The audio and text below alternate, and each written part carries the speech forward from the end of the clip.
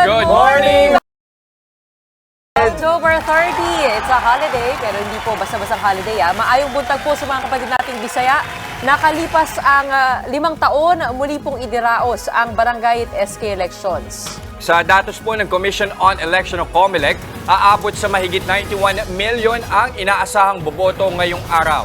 At mahigit 23 million dyan mga botante mula sa mga kabataan para sa SK. Halos 68 million naman ang mga inaasahang boboto sa mismong barangay elections. Kaugnay niyan, buong puwersang nakatutok ang News 5 sa lahat ng latest ngayong araw ng halalan sa mga barangay. Ang kasama natin si Jenny Dongon, nakapwesto na sa barangay Bagong Silang sa Caloocan. Si Laila Pangilinan naman, nasa Muntinlupa para sa mga maagang bumoto doon. At nasa Quezon City naman si Ian Suyu, habang nasa Taguig si Dave Abuel. Para bigyan tayo ng mga update sa Maguindanao, nandoon naman si Mon Gualvez.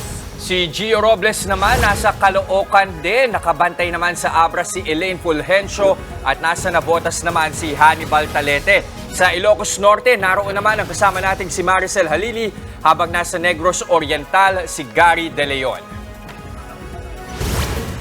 Nakaboto na sa barangay at sangguniang kabataan election si Pangulong Bongbong Marcos. Pasado alas 7 ng umaga nang bumoto ang Pangulo sa Mariano Marcos Memorial Elementary School sa Lacub, Batac City sa Ilocos Norte. Kasama ng Pangulo ang kanyang anak na si Ilocos Norte 1st District Representative Sandro Marcos. Nagbabala naman si Pangulong Marcos Jr. laban sa mga nagbebenta at bumibili ng boto. Idiniin ng Pangulo ang kahalagahan ng pamimili ng mga karapat-dapat na opisyal sa BSKE. Huwag nyo naman itatapon ang inyong karapatan na makapili ng mga inyong mga barangay official. Dahil alam nyo naman po na ang mga barangay official ang mga kaharap ninyo araw-araw. Ang ating Pangulo at in-emphasize nga niya sa kanyang speech kanina kung gaano kahalaga yung barangay elections dahil maka-apekto yan sa midterm at maka-apekto yan sa national elections in the long run.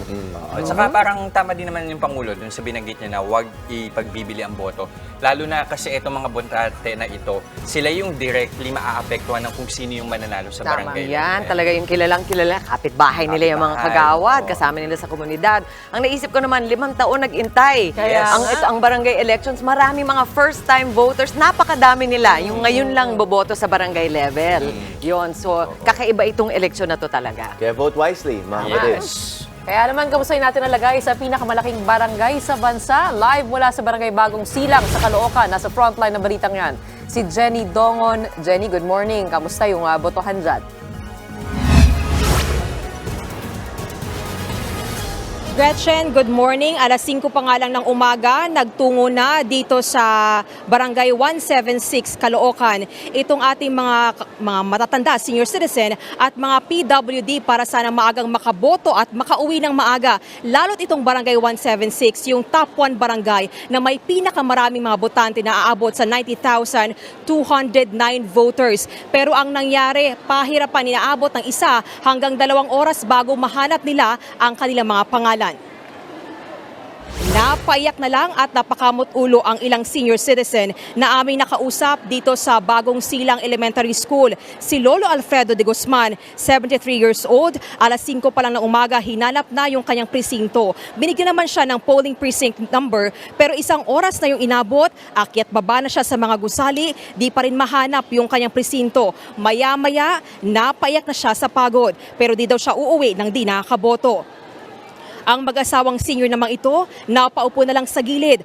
Gulong-gulo na raw sila dahil wala sa dating presinto yung kanilang mga pangalan, kundi nasa ibang paaralan. Ang masaklap, kailangan pang itulak ni Lolo Fernando ang asawa niyang naka-wheelchair para sana makaboto. Ang nangyari kasi dito, although may nakalaan na polling precinct para sa mga senior, PWD, buntis, sa first floor ng mga gusali, pero kung wala naman doon ang pangalan mo, ang mangyayari, pupunta sila dito sa covered court, magtatanong ng ilang kanilang presinto na yung iba makikita pa sa second o third floor. Kaya Gretchen, ipakita natin yung sitwasyon dito sa covered court, no? Nakalaan dito, may mga upuan naman para sa mga senior citizen. Mangilan-ngilan lamang to kumpara doon sa dami niyang mga senior citizen na nakita natin kanina na talagang hinahapon na raw sila sa akyat baba panaog sa paghahanap ng kanilang mga polling precinct sa 3rd at 2nd floor nitong gusali, lalo't malaki itong Bagong Silang Elementary School. Pakita din natin, Gretchen, no, itong pila dito sa loob ng covered court. Hindi po yan pila ng mga ayuda, kundi pila po yan ng mga kapatid natin na hinahanap yung kanilang polling precinct number dahil nga sa dami na rin ng mga botante dito sa Bagong Silang Elementary School. Kaya paalala natin, payo natin sa ating mga kapatid na nagbabalak na pumunta dito sa presinto or dito sa kanilang paaralan mamayang hapon, abay agahan nyo na po dahil inaabot talaga ng 1 hanggang 2 oras ang paghahanap ng iyong pangapangalan kung hindi nyo hawak na yung inyong mga polling precinct number. Nangyayari kasi, kahit alam nyo yung cluster number ninyo, sa lawak na nitong paaralan, sa lawak ng paaralan dito sa Bagong Silang Elementary School, abay pahirapan din po talaga bago kayo makaboto. Gretchen. Ay, Jenny, yan lang ba yung pangunahing problema dyan? Kamusta naman yung pagdating sa botohan mismo? Mabilis lang ba? At meron ka bang nakausap na COMELEC officer dyan? May possibility ba na ma-extend yung voting hours? Kung sakasakaling hindi nila mahanap yung mga precinct numbers nila at matagalan dyan?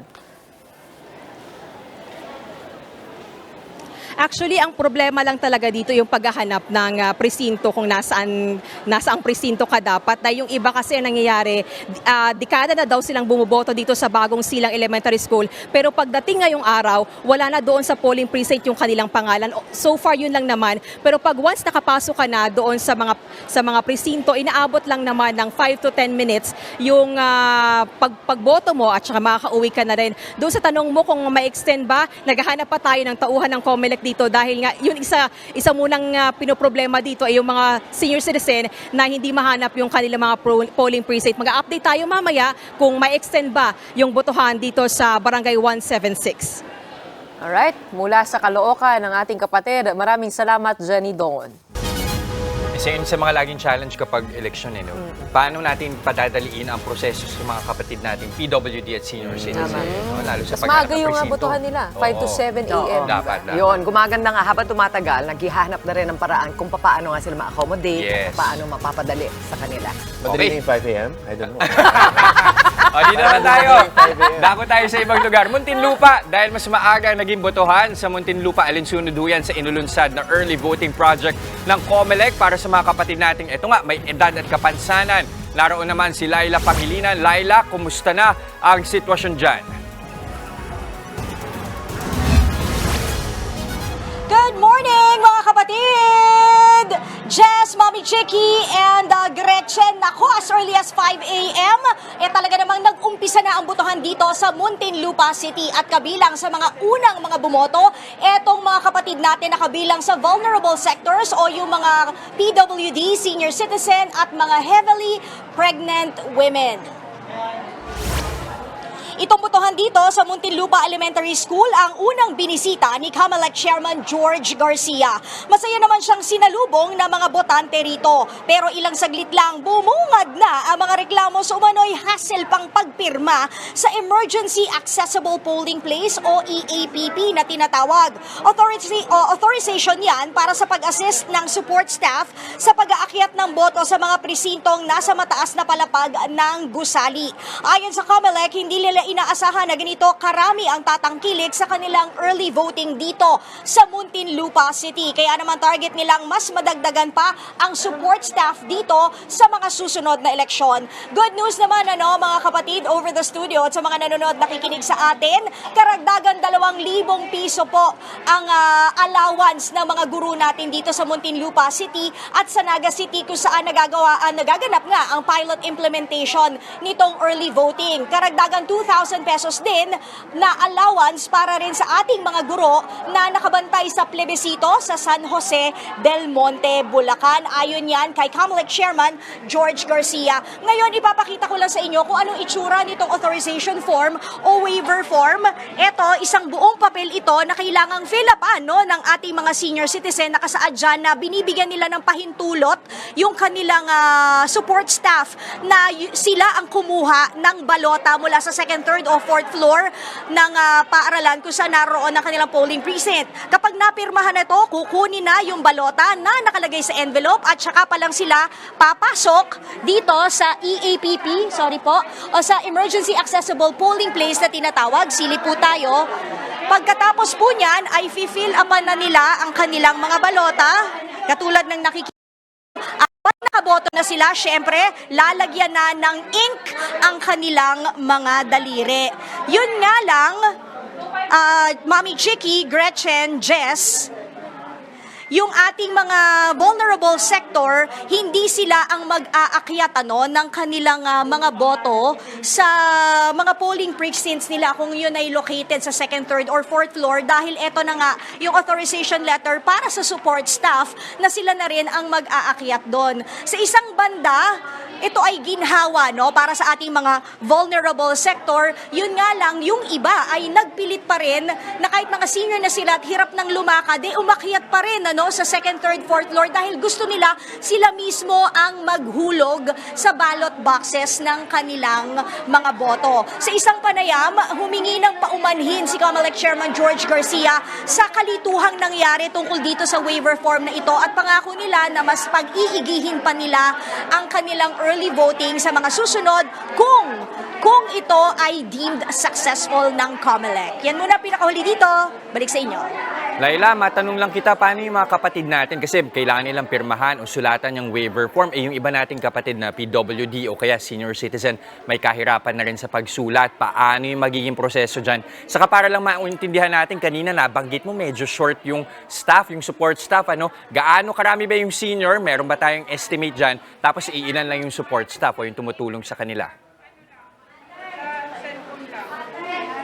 Okay, Jester, una, sa mga hirap mag-fill up ng form, kung wala silang kasamang kompanyon, maaaring ang support staff ang mag-fill up sa kanila. Sa buong Muntinlupa City, nasa 50,000+ ang kabilang sa vulnerable sector.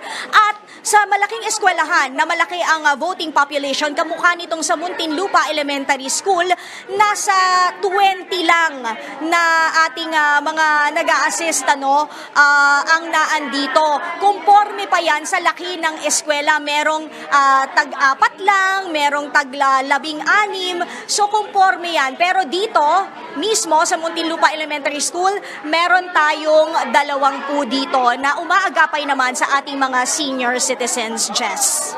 Okay, maraming salamat sa pag-monitor. Muli, Laila Pangilinan, nag-uulat mula sa Muntinlupa. Protektahan ng mga senior citizen yung kanilang Oo, boto.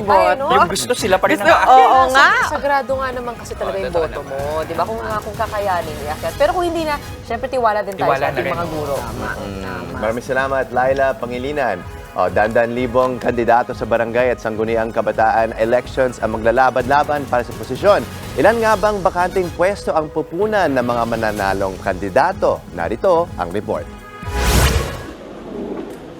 Pagtapos ng 5 taon, 3 beses na pagkaantala at kaliwat ka ng usapin sa legalidad, muli nang nabigyan ng pagkakataon ng mga Pilipino na bumoto ng kani-kanilang lider sa barangay. Sa kabuuan, mayroong mahigit 42,000 na barangay sa buong bansa. Iyan din ang parehong bilang ng bakanteng posisyon sa pagkabarangay chairman at SK chairman. Sa bilang na yan, mahigit 2,500 ang itinuturing na areas of concern dahil sa issue sa seguridad. Mayroon namang halos 300,000 posisyong pupunan ng mga maihahalal na barangay at SK members. Sa tala ng COMELEC, mayroong mahigit 828,000 na kumakandidato sa pagkabarangay chairman at kagawad. Mahigit 585,000 naman ang bilang ng mga kumakandidatong SK chairpersons at members. Walang kalaban ang mahigit 7,200 kandidato sa pagkabarangay chairman. Mahigit 8,000 naman ang walang kalaban sa mga tumatakbo sa pagka-SK chairman. Habang may mahigit 100 barangay sa bansa kung saan walang tumatakbo bilang SK chairperson. Maaari nang ma-access ang online precinct finder ng COMELEC para sa mga boboto ngayong araw. Narito po ang report.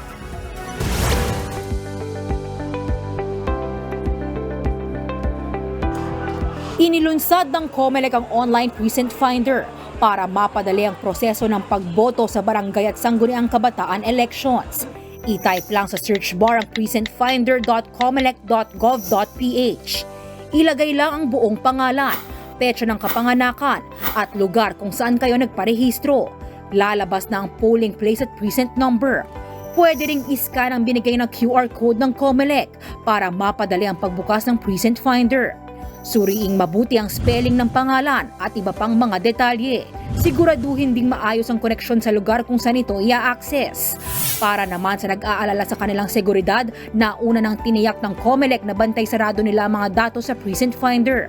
Natagalan din daw ang pag-activate nito dahil nakipag-ugnayan pa sila sa Department of Information and Communications Technology o DICT. Ayon kay COMELEC Chairman George Garcia, umabot sa 36,000 hacking attack sa Precinct Finder ang nasalag ng pool body. Mahigit 672,000 naman ang mga posisyong pupuna ng mga mananalong kandidato. May ilan mang paalala ang COMELEC lalo na sa mga first-time voters sa barangay at sangguniang kabataan elections or kabataan elections. Ito po, panoorin ninyo. Inilatag ng COMELEC ang mga dapat at hindi dapat gawin ngayong araw ng barangay at sangguniang kabataan elections. Yan ay para tiyakin ang mapayapang botohan. Alamin ang inyong precinct number at voting center. Gumamit din ng folder para takpan ang inyong balota. Iwasan pong magkamali at mag-iwan ng hindi kinakailangang marka sa inyong balota. Pagkatapos bumoto, ipasa ang balota para magbigay daan para sa mga susunod na boboto. Pwede nang bumoto sa SK elections ang mga edad 15 hanggang 17. Sangguniang kabataan at sangguniang barangay naman ang pagbobotohan ng mga edad 18 hanggang 30. Hanggang sangguniang barangay lang ang balota ng mga edad 31 pataas. Dapat ding tandaan ang don'ts o mga bawal gawin. Huwag pong bumoto ng higit sa isang beses dahil mafo-forfeit po ang inyong boto. Ingatan ding huwag mapunit o masira ang inyong balota. Sa mga gustong mag-flex, bawal pong picturean o mag-selfie kasama ang balota. Huwag din pong magdalawang isip na humingi ng tulong sa precinct personnel. Maging mapagmatsyag din po ngayong araw ng botohan. Natapos na ang campaign period nitong October 28, kaya't bawal ng mga panya at magpakalat ng anumang campaign propaganda. Epektibo rin hanggang ngayong araw ang liquor ban alinsunod sa COMELEC Resolution 10924. Maaari pong bumoto hanggang mamayang alas 3 ng hapon. Nagbabalita mula sa Frontline, Rainiel Pawid, News 5. Itutuloy-tuloy lang natin ang pagtutok sa barangay at SK elections. Narito pa ang iba naming inihanda sa inyo para ngayong araw. Kasama ng ilang eksperto sa eleksyon at sa pagbabantay nito, kukumustahin natin ang lagay ng ating barangay system, lalo na ang nangyayaring botohan para sa mga susunod na bagong mamumuno sa ating mga barangay. At kasunod ng botohan ngayon sa ating mga barangay, alamin natin paano ba nagsimula ang konsepto ng barangay at ano-ano ang mga benepisyong natatanggap ng mga namumuno rito.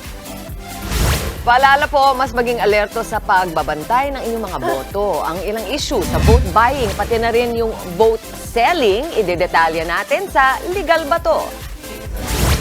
Kung usapang barangay, always present dyan ang ilang residenteng sa paghahataw ay todo bigay. Mamaya makikipagsayawan sa atin ang ilang mga taga-Mandaluyong sa kanilang session of Zoom Barangay. At sa iba pang mga maksong balita sa Frontline sa umaga, sitwasyon sa mga botohan sa iba pang mga barangay, sisilipin natin. At babala naman po sa mga bumibili ng boto. Ayon sa Department of Interior and Local Government o DILG, maraming poll watchers sinyales daw ng vote buying. At eto sa ulat panahon, botohan ngayong araw, posibleng ulanin. Ako mga kapatid, para sure, magdala na ng payong. Tuloy-tuloy lang ang pagtutok mga kapatid. Magbabalik ang inyong paboritong kasalo sa umaga. Good morning kapatid!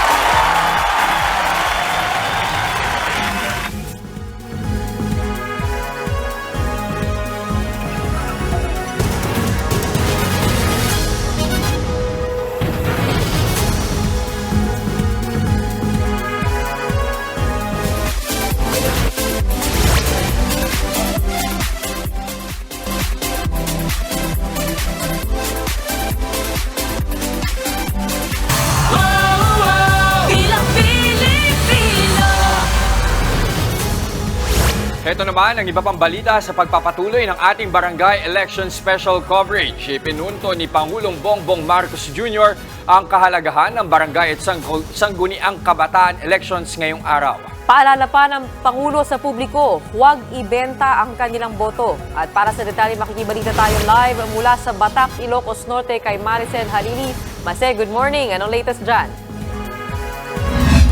Good morning, Jester and Gretchen. Isa nga sa mga early bird para bumoto sa pagbubukas ng presinto dito sa paaralan sa Mariano Marcos Memorial Elementary School sa Batac, Ilocos Norte, si Pangulong Bongbong Marcos, at dito nga niya binigyang diin ang kahalagahan ng barangay elections sa paghahanda na rin ng midterm elections. Alas 7:04 ngayong umaga nang dumating si Pangulong Marcos kasama ang anak na si Congressman Sandro dito sa Batac. Agad siyang dumiretso sa 36A precinct kung saan siya bumoto. Pang-apat siya sa mga botante sa kanyang presinto at tumagal lamang ito ng higit kumulang 5 minuto. Matapos ihulog ang kanyang boto sa ballot box, nagpaunlak ng maikling panayam sa media ang Pangulo. Dito niya binigyang diin ang kahalagahan ng barangay elections para sa mga politiko, lalo na sa paghahanda ng midterm elections. Sabi ng Pangulo, dahil barangay officials ang pinakamalapit sa botante, madalas na nagkakatotoo ang ipinapangako nitong numero ng boto sa mga kandidato sa national level. Yun nga lang, aminado rin si PBBM na may mga report pa rin ng vote buying sa barangay level. Kaya mahigpit niya raw itong pinababantayan tuwing may natatanggap ng report. Paalala lang niya sa publiko, huwag magbebenta ng boses nila bilang mga botante. Narito ang bahagi ng kanyang pahayag. Huwag nyo naman itatapon ang inyong karapatan na makapili ng mga inyong mga barangay official. Dahil alam nyo naman po na ang mga barangay official ang mga kaharap ninyo araw-araw.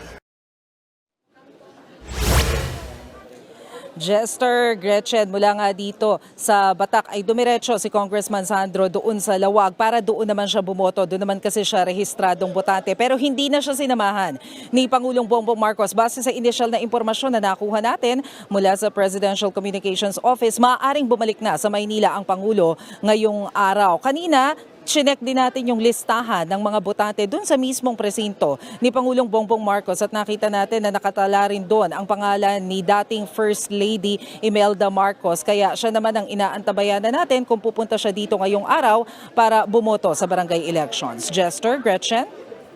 Ay, mula sa Barangay Lacub, Batac, Ilocos Norte, ang ating kasama Maricel Halili. Maraming salamat. Bukod sa pinakamalaking barangay, sa Caloocan din matatagpuan ang barangay na may pinakakaunting residente. Silipin natin yan. Live mula sa Caloocan, nagbabalita si Gio Robles. Gio, kamusta na ang sitwasyon dyan? Jester, mahabang pila ang sumalubong sa mga botante rito sa Caloocan na binubuo ng halos 240,000 na registered voters.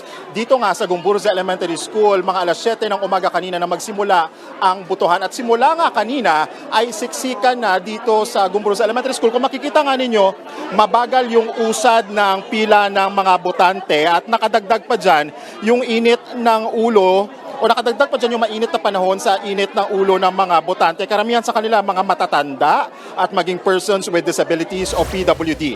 May iba rito na alas 4 pa lang daw ng madaling araw nakapila na. Papasok daw kasi sila kahit idineklara ng special non-working holiday ang October 30. May mga senior citizen din tayong naabutan dito na nahirapang hanapin ang kanilang pangalan at presinto. Dito rin sa lungsod ng Caloocan, matatagpuan ang pinakamaliit na barangay sa bansa, ang Barangay 76. Dalawa lang ang residente ng barangay na ito, pero Jester, umaabot sa 210 ang rehistradong botante base sa datos ng COMELEC Caloocan. Kanina naabutan natin ang kapitan ng barangay na si Fausto Adelino. Walang kalaban sa kanyang re-election bid na bumoto kanina dito sa Gumburza Elementary School. Karamihan raw sa mga residente ng barangay 76 Jester, lumipat na ng tirahan matapos tayuan ng mga gusali at establishmento ang halos 3 ektaryang lupa na sakop ng barangay. Jester, nananatiling botante ng Barangay 76 ang mga dating residente rito na nagparehistro sa ibang barangay. Ayon kay Cap Adelino, prioridad ng kanilang barangay ang pagbibigay ng seguridad at kapayapaan sa Barangay 76 na isang commercial area. Ngayon, Jester, balik lang tayo dito sa may Gumburza Elementary School. Ito yung sitwasyon ng mga botante. Sa ngayon makikita natin na medyo mas kumaunti na rin yung mga tao, pero siksikan pa rin dahil nga tuloy yung labas-masok ng mga residents. Yung ginagawa ngayon ng Gumburza Elementary School, yung mga guro natin, yung mga guro na nagsiservisyo dito, ay paunti-unti yung pagpapapasok sa mga residente, especially kung mula kayo sa Barangay 73, every 10 minutes yung interval ng mga botante mula dito sa gate kasi binubuo sila ng halos 9,000 na mga registered voters. Yung espasyo nitong Gumburza Elementary School, napakakitid. Maliit po yung mga pasilyo ng paaralan, maging nung mga gusali nitong Gumburza Elementary School. Kaya tulungan ngayon yung mga guro natin. Maraming salamat sa mga guro natin na naka-duty ngayon sa araw ng barangay at sangguniang kabataan elections. Balik sa iyo, Jester Gretchen. Kitang-kita naman natin yung siksikan sa likod ni Gio. Muli, maraming salamat. Nag-uulat mula sa Gumburza Elementary School, Gio Robles. Double registration at paglipat ng tirahan ang ilan sa mga nakikitang dahilan ng COMELEC kung bakit may naalis sa listahan ng mga botante ngayong barangay at SK elections. Iniimbestigahan naman ng COMELEC ang mga botante na nananadyang gawin yan. Nasa frontline ng balitang yan si Rainiel Pawid. Isang araw bago ang barangay at sangguniang kabataan elections, nangangamba ang karpinterong si Tatay Roman nang hindi makita ang pangalan sa voters list nitong weekend. Laking pagtataka niya dahil hindi naman daw siya nagminti sa pagboto tuwing halalan sa barangay Tatalon sa Quezon City. Ngayong araw, maaga siyang pupunta para siguruhin sa mga election officer ang kanyang voting status. Importante sa akin yun kasi siyempre kailangan natin pumili ng maayos na mga kandidato for the future kasi may mga anak din ako. Rights ko yun na para bumoto. So kailangan ko para makatulong ako sa bayan. Maliwanag ng Commission on Elections, ilang botante ang posibleng biglang naalis sa listahan dahil sa multiple registrations. Ibig sabihin, rehistrado rin sa ibang lugar ang kanilang pangalan. Meron tayo tinatawag na AFIS, yung Automated Fingerprint Information System. Kung saan yung registration natin nakikita sa ibang lugar. Halimbawa, meron ako sa provincial na registration. Tapos, nag-register din ako dito sa Quezon City. At yung application mo is registration. Kung nagkakaroon ng double multiple. Maaayos naman daw ito pero sa susunod na pagbubukas pa ulit ng registration period. Sa tala ng COMELEC, nasa 498,000 na double registrants ang naialis na nila sa National List of Registration of Voters. Hinala pa ng komisyon, sinadyang magparehistro uli ng mga ito. Gumamit pa kasi ng ibang pangalan ng ilan at iniba pa ang kanilang itsura. Pero dahil pareho lang ang fingerprint, madali itong natukoy ng COMELEC. Nasa 7,000 reklamo na raw ang nakahandang ipasa tungkol dito. Nagbabalita mula sa Frontline, Rainiel Pawid, News 5. Sinampahan na ng kaso ang babaeng inaresto dahil sa umano'y vote buying sa Navotas. Kinilala ang sospek na si Maribel Policarpio na nahaharap sa paglabag sa Omnibus Election Code. Ayon sa COMELEC Navotas, natimbrehan nila ang gawain ng sospek matapos itimbre ng isang reporter. Nadatna ng mga otoridad ang nasa 200 nakapilang rehistradong botante ng Malabon na dumayo pa sa Navotas para sa umano'y bigayan. Huli sa akto rin ang sospek habang nag-aabot ng sobrang may lamang pera. Sa kabuuan, mahigit 300,000 piso ang nakumpiska. Nagbabala naman ang DILG laban sa posibilidad ng talamak na vote buying o bilihan ng boto ngayong barangay at SK elections. Ayon kay Interior Secretary Benhur Abalos, isa sa mga senyales ng vote buying ang napakaraming poll watchers sa kada polling precinct.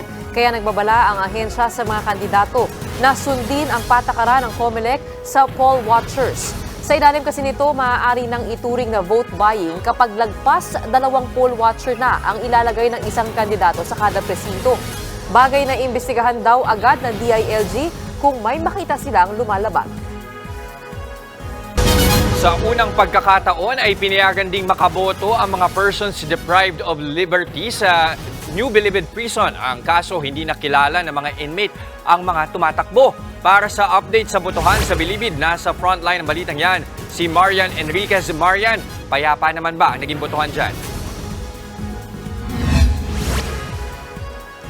Yes, Jester, payapa naman. At alas 7 nga ng umaga, nag-umpisa yung botohan rito ng mga detainees sa New Bilibid Prison dito sa Muntinlupa. Actually, na-delay pa nga yan ng 1 hour. No? Alas 6 dapat yung umpisa. Pero dahil nga may kulang daw, kakulangan ng staff, kaya nahirapan pa dalhin yung mga balota rito sa lugar.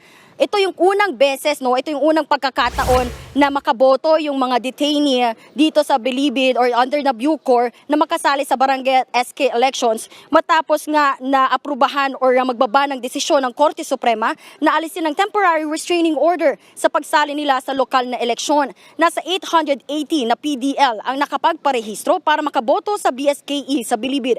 Sa kabuuan, nasa 2,000 naman ang rehistradong botante sa lahat ng penal farms na hawak ng Bucor sa buong bansa. Sila yung mga pinayagang magrehistro dahil hindi pa pinalang sentensya o yung mga nag-aapila pa ng kaso. Ilan sa mga nakakwentuhan nating PDL mula sa mga probinsya gaya ng Tarlac, Cavite, Bulacan at Negros Oriental. Pero dito na sila nagparehistro sa barangay poblasyon. Nang matanong naman natin kung kilala ba nila yung kanilang mga iboboto, ang iba ang sagot, hindi raw. Bahala na raw kapag naupo na sila at nakita na ang listahan ng mga kandidato. Sabi naman ng election officer ng COMELEC na nakadestino rito, nabigyan ng pagkakataon ng mga kandidatong makapagpamahagi ng flyers para maipakilala ang sarili at kanilang mga programa. 3 kandidato sa pagkabarangay chairman at 2 sa pagka-SK chairman ang tumatakbo sa barangay poblasyon. Hindi naman bago ang pagdaraos ng botohan sa Bucor dahil naging payapa naman ang national elections noong nakaraang taon. Kaya inaasahan din ng COMELEC at Bucor na ganoon din ang mangyayari ngayon.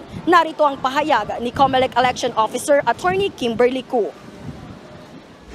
Kung makikita po ninyo, very organized po dito at saka medyo konti lang po yung mamboboto as compared sa mga regular precincts. So dito po, hindi kami nahihirapan na pumili po or mag-assign ng mga electoral boards to serve.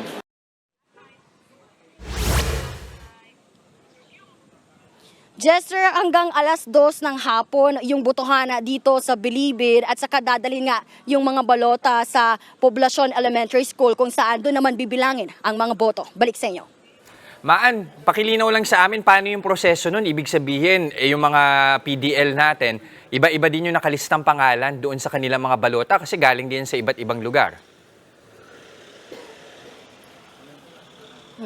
Jester, actually, binigyan sila ng pagkakataon na makapagpa-register as early as December last year o January this year nga para dito na mag-register sa barangay poblasyon dito sa Muntinlupa. So technically, dito na sila boboto. Ngayon, ang question nga is kung kilala ba nila yung mga tumatakbong chairman, mga tumatakbong kagawad. Kasi karamihan ng mga natanong natin kanina, hindi nga raw nila alam kung sino yung iboboto nila. Kasi yung iba hindi naman din yata napayagan pumasok dito yung mismong mga tumatakbong kandidato. Nung natanong natin yung COMELEC election officer, binigyan naman daw ng pagkakataon ng pamigay ng mga flyers para ipakilala yung kanilang mga sarili. At meron din daw mga bulletin board sa loob ng mga camp doon para ipaskill yung mga programa ng bawat kandidato. Jester. Okay. Medyo hula-hula na lang yung iba doon, hindi nakilala. Oo. Pero unang salta pala naman yan. Tingnan natin sa mga susunod na pagkakataon. Muli, maraming salamat. Nag-uulat mula sa New Bilibid Prison, Marian Enriquez. Samantalong marangkada na rin ang botohan para sa barangay at SK elections sa Taguig. Bahagya namang nagkaproblema ang ilang botante na kailan lang inilipat sa lungsod mula sa Makati. At para sa update, nasa frontline ng balitang yan, si Dave Abuel. Dave, kamusta ang mga kaganapan dyan? Gretchen, Jess, ilang botante dito sa Taguig ang nahirapang hanapin ng kanilang mga presinto. Nagpalit kasi ng numero ang mga presinto sa mga polling center kasunod ng paglilipat ng nasa 10 barangay na dating bahagi ng Makati. Alas 7 pa lang ng umaga nagsimula ang botohan sa mga polling center ngayong eleksyon. Pero ang ilang residente alas 5 pa lang ng umaga pumila na sa labas ng Rizal Elementary School. Mas mainam na raw kasing maagang makaboto para maaga ring makauwi at para na rin may oras pa kung sakaling magkaaberya sa paghahanap ng presinto. Isa ang Rizal Elementary School sa mga polling center na nasa loob ng 10 barangay na dating parte ng Makati at ngayon nasa Taguig na. Dahil dito, napalitan din ang mga precinct number. Ang ilan sa mga pumila, dala-dala ang sulat ng COMELEC na naglalaman ng impormasyon sa bago nilang precinct number. Sa mga tarpaulin sa harap naman, hinanap ng iba ang kanilang bagong presinto. Sa Pembo Elementary School naman, naabutan naming nakapila sa help desk ang ilang residente. Nakatanggap daw sila ng sulat mula sa COMELEC pero maling precinct number naman daw ang nakasaad doon. Kumain patuloy ng dagdag na oras ang pagboto nila. Mas nahirapan naman ang ilang botanteng person with disability, gaya ni Nino na ilang minuto ring nagpalipat-lipat ng gusali gamit ang skateboard. Importante daw kasi na May importante daw kasi para sa kanya ang pagboto ng tamang mga uupong leader sa barangay. Kinalaunan, tinulungan na lang din si Nino ng mga volunteer para mahanap ang presinto at makaboto. Jess, Gretchen, tuloy-tuloy pa rin ang dating ng mga botante sa mga polling center sa Taguig. Hindi rin tumitigil ang mga volunteer sa pag-asikaso sa mga botante, lalo na sa paghahanap ng kanilang mga presinto. Payo naman sa mga kapatid nating boboto ngayong araw, magdala ng tubig at payong dahil medyo mainit ang panahon. Jess, Gretchen. Sana katulad tayo lahat ni Nino sa kaigihan sa pagboto. Maraming salamat sa iyo, Dave Abuel. Posibleng ulanin ngayong araw ang botohan dahil sa umiiral na low pressure area at epekto ng hanging amihan. Magdadala ng kalat-kalat na pag-ulan ang buntot ng LPA at shear line sa Bicol at Eastern Visayas. Mahinang pag-ulan naman ang mararanasan sa Batanes, Cagayan, Isabela at Aurora dahil sa amihan. Ganyan din sa Ilocos at Cordillera. Sa Metro Manila naman, pulu-pulong pag-ulan ang posibleng maranasan. Sa ngayon, walang direktang epekto ang LPA na huling namataan 995 kilometers silangan ng Visayas. Mababa pa ang tsansa na maging bagyo ito, pero posible raw itong magdala ng pag-ulan sa Visayas at Southern Luzon sa mga susunod na araw. Paalala naman po sa mga kapatid nating motorista, suspendido po ang number coding scheme ngayong araw. Idineklara ang special non-working holiday ang October 30 para sa eleksyon. Bukod dyan, wala ring ipatutupad na coding sa Miyerkules, November 1 at Huwebes, November 2. Inaabisuhan ng MMDA ang mga motorista na planuhin ang kanilang mga biyahe. Inaasahan kasi ang mas mabigat na daloy ng trapiko sa mga araw na yan. Dinumog naman ang botohan sa barangay NBBS sa Navotas na siyang may pinakamaraming registered voters sa lungsod. At para i-update tayo sa sitwasyon doon, naroon live si Hannibal Talete. Hannibal, anong update dyan?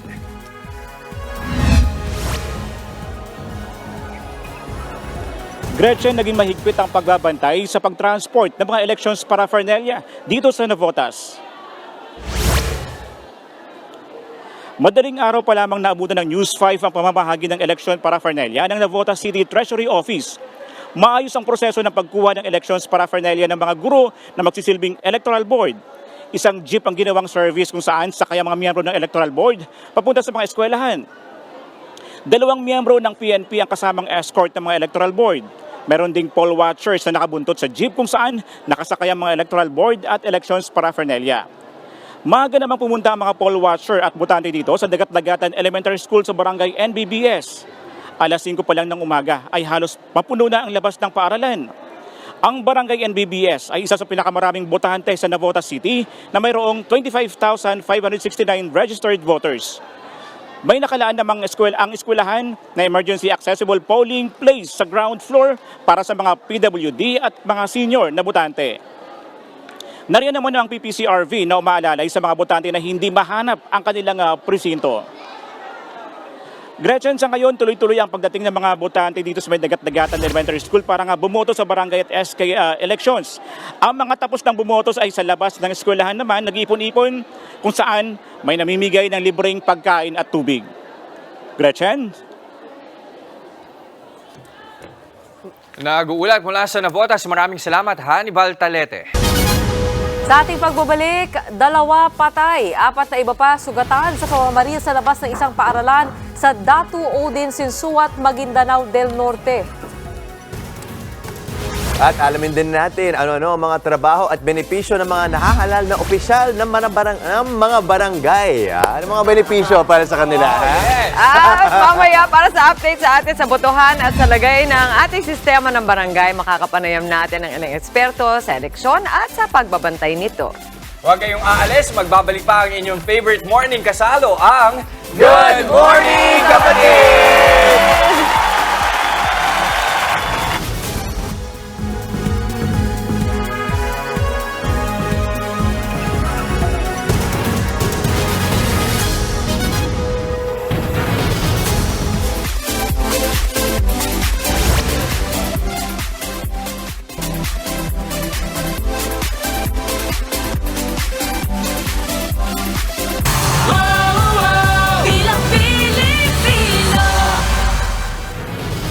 At nagbabalik po ang Barangay SK Election Special Coverage ng Good Morning Kapatid para masiguro ho ang kaayusan at tapat na botohan na kaagapay sa atin ng mga volunteer ng Parish Pastoral Council for Responsible Voting o PPCRV.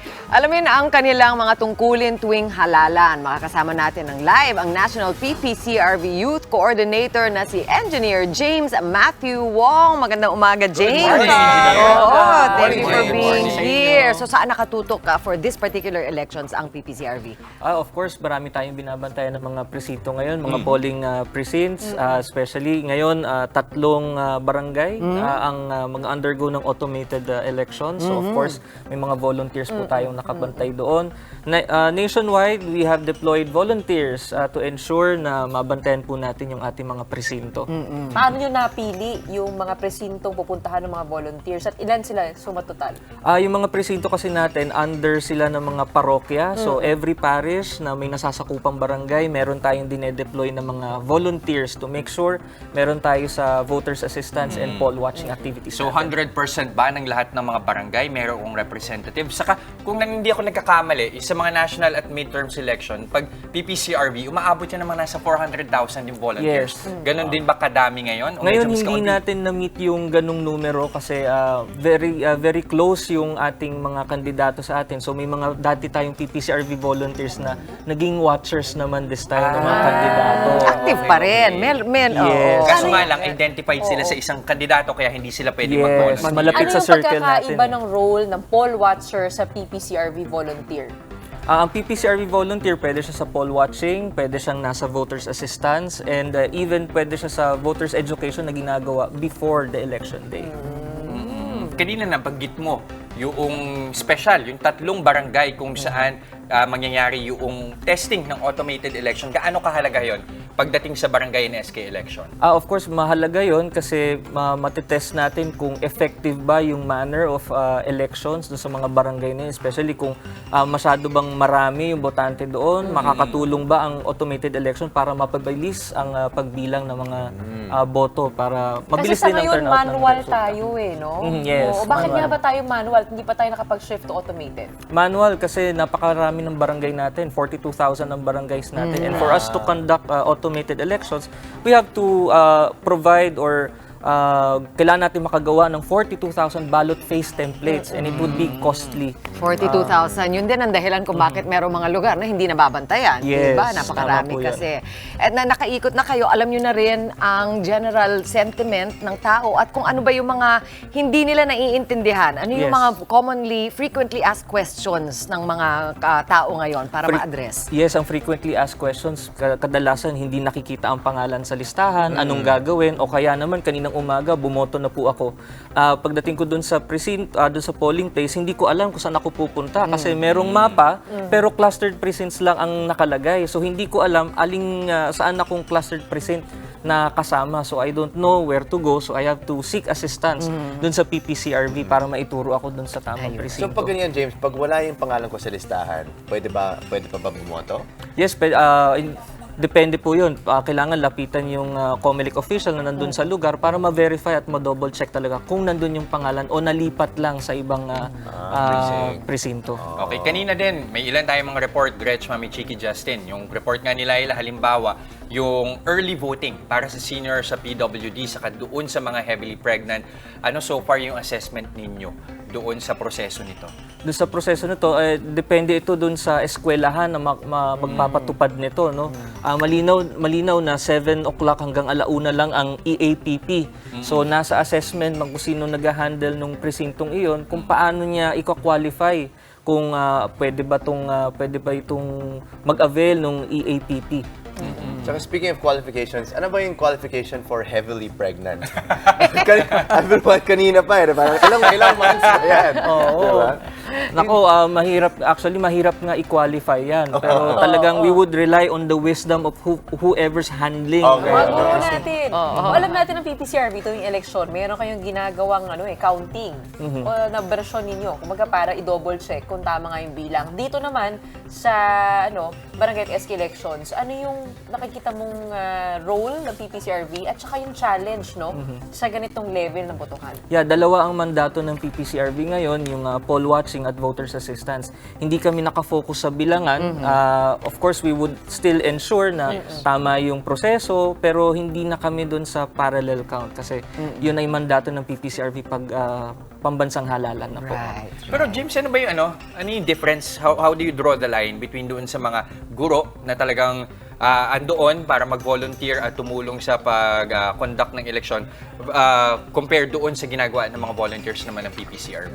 Of course, the teachers are directly are the ones na nag-execute kung ano yung proseso. Ang PPCRV nakaantabay lang na kung sakaling kailangan nila ng tulong, nandyan ng PPCRV bilang non-partisan. So, pwedeng tumulong directly sa kanila. Kumbaga, kayo'y ekstrahan, kayong alalay na kamay para sa ating mga kapatid na Yes po. boboto. Oo. Para masiguro yung maghayos. Tama, Maraming good job salamat. sa'yo dahil nakaboto ka na. Oo nga. Yes, Malaki nakaboto Ayan, na ako. Yun. Flex. Uy, oh, thank you yeah. dahil puro volunteer ang mga nakasapi ng PPCRV. So Yes. maraming salamat sa mga nagboboluntaryo ng kanilang Daang libong mga volunteer. Yes. Muli, maraming salamat, Engineer James Matthew Wong ng PPCRV. Thank you, James. Ngayon naman, sumbungan ng bayan, taga-agapay sa mamamayan. Madalas yan ang tingin natin sa mga barangay. Pero paano ba nagsimula ang konsepto ng pamamahalang ito? Narito, panoorin natin.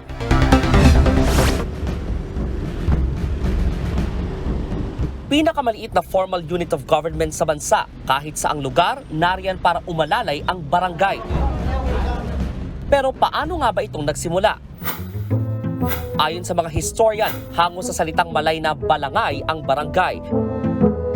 Ito yung sinaunang bangkang sinakyan ng mga mangangalakal mula Borneo nang makarating at tuluyan ng manirahan sa atin.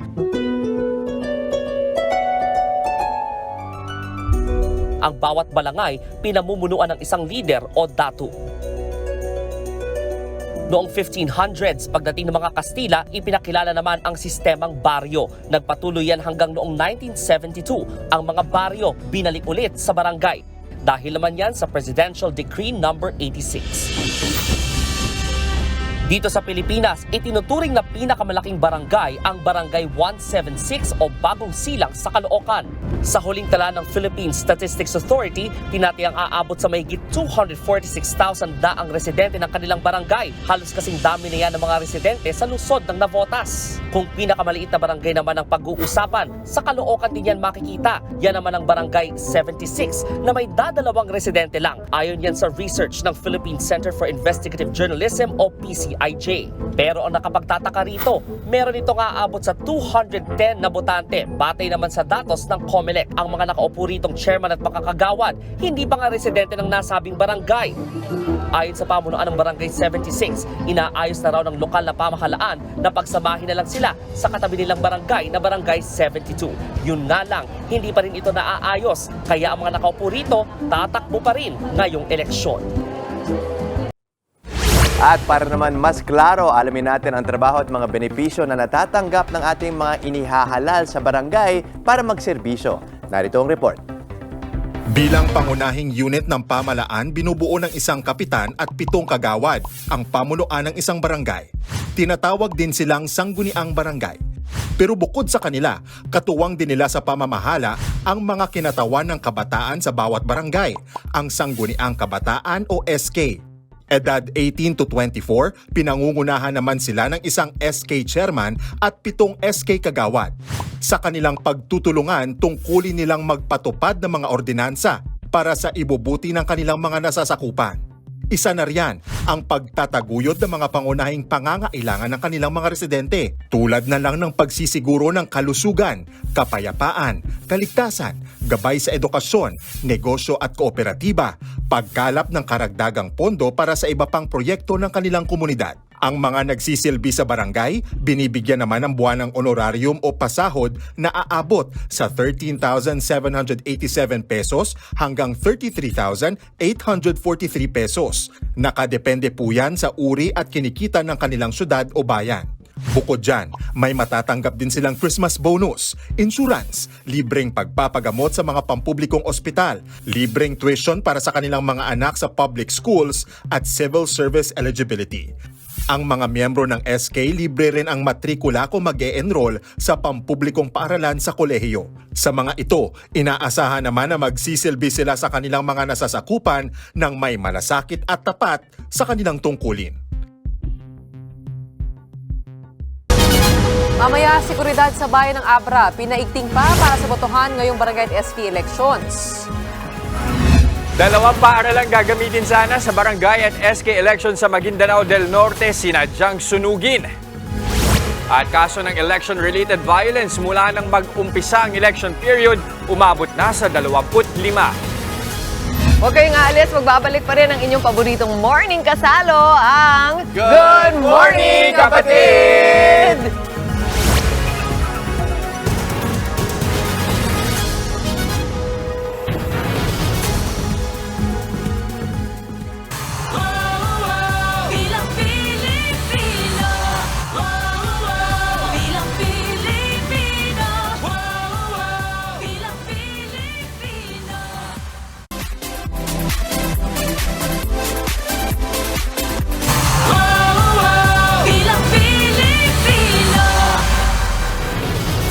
Dalawa ang patay at 4 na iba pa ang sugatan sa pamamaril sa Datu Odin Sinsuat sa Maguindanao del Norte. Ang pamamaril nangyari pa sa labas ng isang paaralan. At para sa ibang detalye na babalitan live mula sa Maguindanao del Sur, si Mon Gualvez. Mon, kamusta na ang sitwasyon dyan ngayon? Jess Gretchen, mahigpit pa rin ang seguridad dito sa Bangsamoro Region para nga sa ginagawang barangay at sangguniang kabataan elections. Kanina nga lang kasi, meron na kagad na italang insidente ng pamamaril sa bayan ng Datu Odin Sinsuat sa Maguindanao del Norte. 2 nga ang patay at hindi bababa sa 4 ang mga sugatan sa Barangay Bugawas matapos pagbabarilin kaninang alas 6 ng umaga. Ilang metro lamang ang layo niyan mula sa paaralan kung saan ang botohan. Agad naglagay ng kordon ng mga pulis sa lugar para hindi mahinto ang halalan habang patuloy naman ang kanilang investigasyon sa insidente. Patuloy pa rin pinaghahanap ang mga sospek. Bago ito, mga bato, buhangin at lupa naman ang bumungad sa mga residente at motorista na nakaharang sa mismong kalsada patungo sa mga barangay ng Badak, Kusyong at Tapian sa bayan pa rin ng Datu Odin Sinsuat. Agad itong inalis ng mga otoridad kaninang madaling araw para madaanan na ng mga sasakyan. Patuloy pang inaalam ang nasa likod ng pangaharang. Samantala, marami naman ang maagang bumoto rito sa bayan ng Datu Abdullah Sangki sa Maguindanao del Sur. Tinulungan naman ng ilan ng mga matatanda rito sa pagsusulat ng balota. Piniyagan ito ng Board of Election Inspectors para sa mga hindi marunong magsulat at magbasa basta't kaanak ang tutulong sa kanila. Kapansin-pansin dito na marami ang mga pulis na nakapwesto at isa-isang iniinspeksyon ng mga botanteng pumapasok sa lugar. Jess Gretchen, sa ngayon dito sa probinsya ng Maguindanao del Sur, according sa mga reports ng mga authorities, tanging ang bayan pa lamang ng Pandag ang kung saan mga pulis na ang nag-take over bilang mga Special Electoral Board matapos nga na tumanggi muna ang mga guro dala ng takot dahil mainit. Isa ito sa mga mainit or nasa red category na areas of concern ng COMELEC out of almost 300 na nasa areas of concern ng ahensya. Jess Gretchen. Maraming salamat sa update at sana maging ligtas ang ating mga kapatid sa kanilang pagboto dyan. Maraming salamat, Mon Gualvez. Ngayong botohan naman, sinimula ng pilot testing sa automated local elections. Kabilang dyan ang Barangay Pasong Tamo sa Quezon City. Live mula sa Quezon City, nasa frontline ng balitang yan si Marlene Alcaide. Marlene, ano na ang latest dyan? Jess, hindi naman ilang botante ang hindi mahanap ang kanilang mga pangalan sa listahan at ang iba naman ay hindi mahanap yung kanilang mga polling precincts dito sa Pasong Tamo Elementary School. Samantala, may mga naka-standby naman na technician kung sakali namang magkaaberya sa mga vote counting machine. Kanina, isang VCM ang nakita nating nag-paper jam o hindi agad tinanggap ang balota. Agad tinawag ang poll watchers para makita ang ginagawang pag-ayos dito. Alas 7 nagbukas ang polling center at maagang dumating ang mga botanteng senior citizens at PWD. Yun nga lang, ilan sa mga botante ay hindi mahanap kung saang classroom sila boboto o hindi makita ang pangalan sa kanilang mga polling precinct. May voters assistance desk naman kung saan makikita ang master list kaya nasusolusyonan din naman ang aberya. Pero may ilang first-time voters na pinili na lang na umuwi dahil hindi nakita ang kanilang pangalan. May higit 60,000 ang registered voters sa 72 polling precincts. Isa ang Barangay Pasong Tamo sa 3 barangay na kasama sa pilot test sa automated BSKE. Ang 2 iba pa ay sa Dasmariñas City sa Cavite. Just sa ngayon, mabilis at maayos naman nakakaboto ang mga botante dito. Meron lamang isang report tayo natanggap ngayon lamang na may isa raw sa mga classroom ang hindi gumana yung VCM at dahil nawalan daw ng kuryente. Pero yan ay ating vini-verify pa. Paalala rin lang po sa mga boboto pa lamang na iwasan ang mag-overvote. Sa isang polling precinct din dito ay may isang botante na sumobra yung kanyang boto sa mga kagawad. Sa halip na 7 ay naging 8 yung kanyang sinidan. Kaya naman hindi nabasa yung boto niya para sa mga kagawad. Jess? Okay, salamat din sa mga paalala. Nag-uulat mula sa Pasong Tamo sa Quezon City, Marlene Alcaide. Sumampa na sa mahigit 20 kaso ng election-related violence ang naitala sa bansa mula nang mag-umpisa ang election period ng Agosto. Mas mababa man yan kumpara sa mga nakalipis sa taon, hindi pa rin nawala ang mga kandidato at sibilyang nasawi. Nasa frontline ng balitang yan, si Gerard de la Peña. October 24 nang umalingaw-ngaw ang sunod-sunod na putok ng baril sa Barangay Rosary Heights 12 sa Cotabato City. Nataranta tuloy ang mga residente. Punta niyo si Cap. Sino Mariboy? Si Bimbo. 3 na pala ang patay, kabilang ang 2 kandidato sa pagkabarangay kagawad at isang sibilyan. Base sa investigasyon, nagdidikit ang tarpaulin ng mga biktima nang bigla silang paulanan ng bala. Pero naaresto rin kalaunan sa hot pursuit ang 12 suspect, kabilang ang isang pulis. Sa Aguilar, Pangasinan naman, bangkay na nang inabutan ng kanyang pamilya sa ospital ang kumakandidatong barangay chairman na si Arnel Adolfo Flormata. Nagpapalit lang ng damit sa kotse ang biktima pagkatapos ng meeting de avance nang bigla siyang barilin ng hindi pa nakikilalang lalaki. Naisugod pa sa ospital si Flormata na idineklara ring dead on arrival pero nakatakas ang suspect sakay ng tricycle. Ayon sa Philippine National Police, ang mga insidenteng ito ay ilan lang sa 25 election-related violence na naitala nila mula nang mag-umpisa ang election period. 11 sa mga naging biktima niyan ay puro tumatakbong kapitan. 5 ang nabiktimang kaanak ng mga kandidato, habang 5 naman ay sibilyan. Sa kabuuan, 8 sa mga nabiktima ng karahasan ang nasawi. Pagdating sa mga lugar na may pinakamaraming kaso ng election-related violence, isa sa mga nangunguna ang Bangsamoro Region in Muslim Mindanao o BARM na may 5. Hindi tuloy nakapagtataka na may higit kalahati rin sa higit 300 barangay na areas of concern at nasa red category ang nasa BARM. Dahil dito, dinagdagan na ng PNP at AFP ang mga dineploy na sundalo at pulis sa rehiyon. Nagbabalita mula sa Frontline, Gerard de la Peña, News 5. Sinadyang sunugin ang 2 paaralang gagamitin sana sa barangay at SK election sa Maguindanao del Norte. Yan ang lumabas sa investigasyon ng COMELEC. Nangyari ang mga sunog sa mga bayan ng Datu, Odin, Sinsuat at Barira. Mabuti na nga lang at hindi sa mga nasabing paaralan gaganapin ang botohan. Wala rin daw election paraphernalia na natupok. Sa kabila ng arson case, magpapatuloy pa rin ang botohan sa mga nasabing bayan. Bantay sarado ngayon ng mga otoridad ang polling centers sa Abra. Nasa frontline ng balitang yan si Elaine Fulgencio live mula sa Bangged, Abra. Elaine, kamusta na dyan?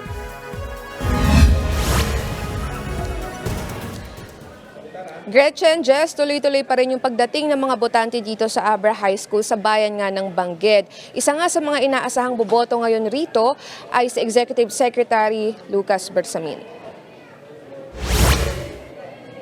Bantay sarado ng PNP ang polling centers bago papasukin ng mga botante kanina. Inisa-isa ng bomb-sniffing dogs ang mga classroom kung saan boboto para sa barangay at SK elections. Sa buong probinsya, 384 ang nakadeploy na pulis. Ibig sabihin, 2 hanggang 4 na PNP officers ang nakabantay sa bawat polling center. Eksaktong 7:00 nagsimula nang pumasok sa mga polling precinct ang mga botante. Inunang mga senior citizen at PWD. Mayroon din voters assistance desk na naka-assign sa bawat polling center. Ayon sa COMELEC Abra, walang naging problema o aberya sa pag-deliver ng mga election paraphernalia. Sa probinsya naman ng Abra, mayroong 280 voting centers, habang aabot sa 185,115 ang bilang ng mga regular voters. At nasa 67,000 naman ang bilang ng mga boboto para sa Sangguniang Kabataan. Isa ang Abra sa mga election hotspots sa mga nagdaang botohan. Pero sa ngayon, wala pa namang election-related violence ang naitatalang PNP at COMELEC, lalo na sa mga binabantayang barangay. Jess, nagpaalala naman ng COMELEC na walang extension sa botohan mamaya na magsasara pagpatak ng 3:00 ng hapon. At kapapasok nga lang, kinumpirma ngayon ni Abra Election Supervisor na may nangyari umanong may nagpaputok umano ng baril sa isang lugar dito nga sa Tineg. At kasalukuyan nila itong vine-verify ngayon. Pumunta doon ang COMELEC at ang Provincial Police Director ng Abra para i-verify yung report na na-receive nila na meron umanong nagpaputok ng baril malapit sa isang polling center doon. Sa info na ibinigay nila, initial, wala naman daw na saktan sa nangyari at inaalam pa nila kung sino at saan nagmula yung pagpapaputok ng baril na ito at may mga dilagay na rin doon na PNP personnel na magsisilbing Special Electoral Board member dahil may ilang guro nga ang natakot na raw matapos nga yung warning shot o yung alleged na gunfiring sa lugar. Jess, Gretch? Mabuti na't handa ang ating pamahalaan tungkol dyan. Babalikan ka namin at antabayan na namin yan. Maraming salamat, Elaine Fulgencio.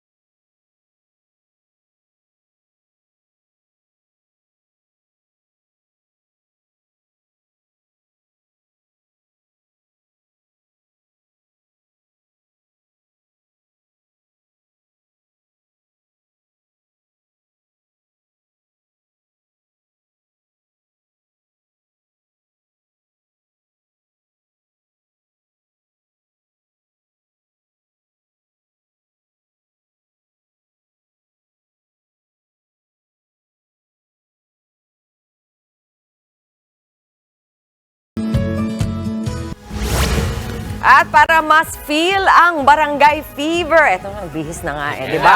Oo, hataw natin kasama ang ilang residente, maraming residente actually ng Mandaluyong para sa kanilang Zoom barangay dito sa studio. Talaga yung inaantay ko sa araw na to.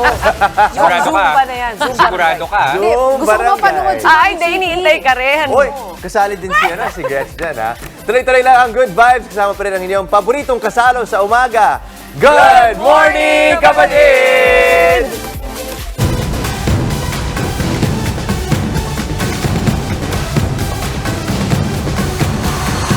Simula na naman ng isang bagong umaga, muling pagsibol ng bagong pag-asa.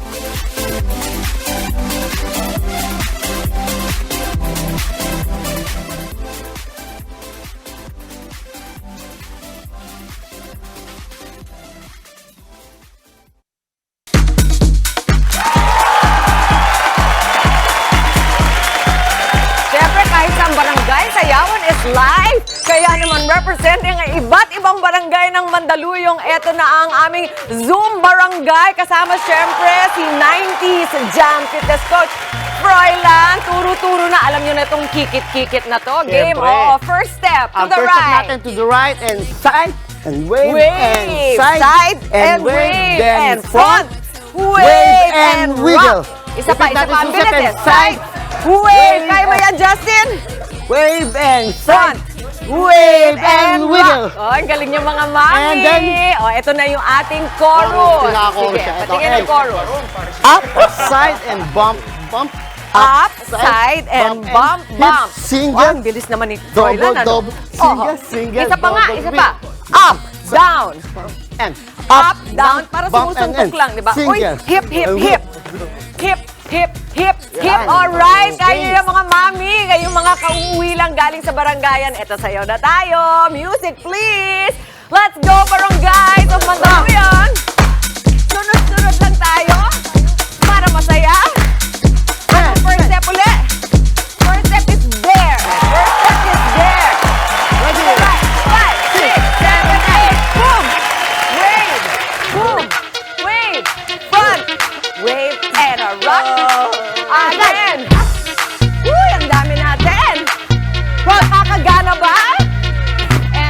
Okay.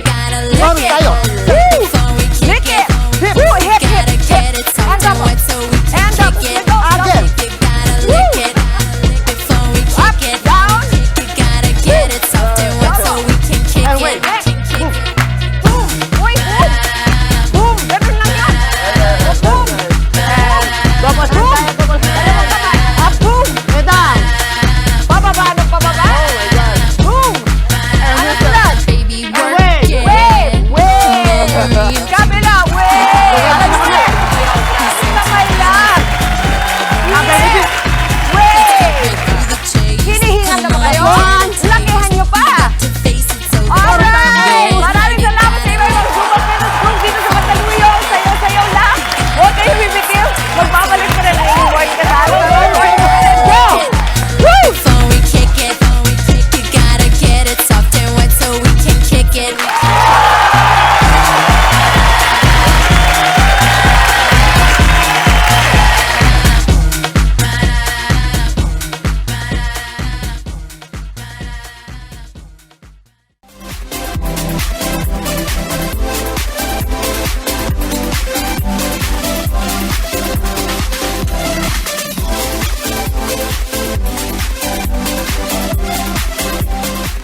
At para bigyan mo tayo ng final reminders kaugnay ng barangay at SK elections, kasama natin ang election lawyer na si Attorney Emil Marañon. Good morning, Attorney Emil. Paalala ho sa mga botante natin, bakit mahalaga itong election process natin para sa barangay at sangguniang kabataan? Unang-una, alalahanin natin po no, na yung barangay official natin, sila yung ating first responder tuwing may nangyayaring sakuna o anumang problema sa barangay. So piliin po natin yung ating barangay officials na hindi nawawala after ng eleksyon. So pumili tayo ng maayos because remember, ilang taon din natin silang makakasama sa barangay. So pumili tayo ng maayos. And remember po, hanggang alas 3 lang ng hapon yung botohan ngayong hapon. So pumila tayo ng maaga po at saka pumili tayo ng maayos. So, ano ba yung dapat nating asahan, no? Bukod sa hindi nawawala tuwing sakuna, paano kung yung sabihin natin, laging may amba, may padalang ayuda o ano? Ayan, paano yung mga ganun? Opo, actually dapat mas matakot po tayo kung namimili ng boto ang ating mga kandidato because precisely ang tanong dyan, saan nila at paano babawiin nila yung ginastos nila ngayong eleksyon. So, baka ang ending niya po niyan, baka magnakaw lang din po sila sa bayan. So, mas mahirap po yun. Okay. Napakaganda mga paalala muli sa mga kapatid nating boboto hanggang alas 3 ngayong araw. Samantalahin na yung pagkakataon nito. Muli, maraming salamat, Attorney Emil. Maraming salamat, Attorney Emil. At katulad ng ating mga senior citizen, bantayan po natin at tratuhin nating sagrado ang ating boto. That's it para sa ating Barangay at SK election. Special coverage tumutok lang po sa News 5 para sa iba pang updates tungkol sa halalan. 56 days to go na lamang. Pasko na. Kita-kits pa rin po tayo bukas mga kapatid. At i-enjoy lang araw. Spread good vibes mga kapatid at vote wisely. Yes, keep smiling lang. Yan ang paalala ng inyong paboritong kasala sa umaga. Good morning, kapatid!